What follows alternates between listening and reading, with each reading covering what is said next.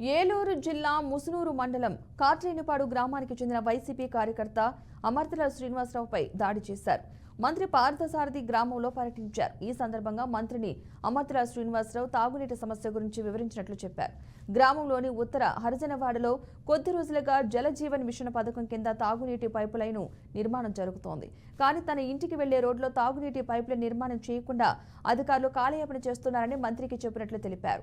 మంత్రి కూడా సానుకూలంగా స్పందించి సమస్య పరిష్కరించాలని అధికారులకు చెప్పినట్లు బాధితుడు తెలిపాడు. అయితే మంత్రిని కలిసినందుకే గ్రామానికి చెందిన ముగ్గురు వ్యక్తులు తనపై రాళ్లతో దాడి చేసినట్లు శ్రీనివాసరావు చెప్పారు. పంచాయతీ సెక్రటరీ ఆరేపల్లి వెంకటేశ్వరరావు ఎదుటనే దాడి చేశారని, అయినా పంచాయతీ సెక్రటరీ సిబ్బంది ప్రేక్షక పాత్ర వహించారని ఆరోపించాడు. దాడిలో గాయపడ్డ శ్రీనివాసరావు ప్రస్తుతం నూజివీడు ప్రభుత్వ ఆసుపత్రిలో చికిత్స పొందుతున్నాడు. నేను అందరి దగ్గరికి వెళ్ళి ఇట్లా నీళ్ళు రావట్లేదు, నీళ్ళు లేవని నేను అడిగాను.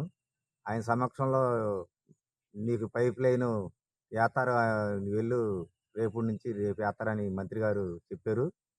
ఆ మాట నేను మంత్రి గారికి చెప్పినందుకు టీడీపీ వాళ్ళ కార్యకర్తలను వాళ్ళు స్థానిక లీడర్లో కలిపి నీకు నీళ్ళు రావని ఒక అమ్మాయిని పురమాయించి వాళ్ళ ద్వారా నన్ను దాడి చేపించి రాళ్లతో కొట్టించి పైప్ లైన్ మంచి లేకుండా ఇబ్బందులు పడుతున్నాను. కొట్టినప్పుడు ఎవరున్నారు అక్కడ? నేను కొట్టినప్పుడు ముస్నూరు మండలం సెక్రటరీ గారు తరఫున వాళ్ళ గుమ్మస్తా వాళ్ళు వచ్చి నన్ను ఇంటికి వచ్చి నీకు ప్రాబ్లం ఏంటని అడిగితేనే నేను వెళ్ళి చీపెత్తాకి వెళ్తేనే వాళ్ళు నన్ను రాళ్ళు దాడి చేసి కొట్టారు.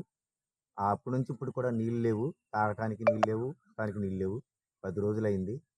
వీళ్ళు నన్ను నీళ్ళు ఎక్కడ తెచ్చుకుంటున్నారు? నీళ్ళు పక్క వంటలకి వెళ్ళి నీళ్ళు తెచ్చుకుంటున్నారు.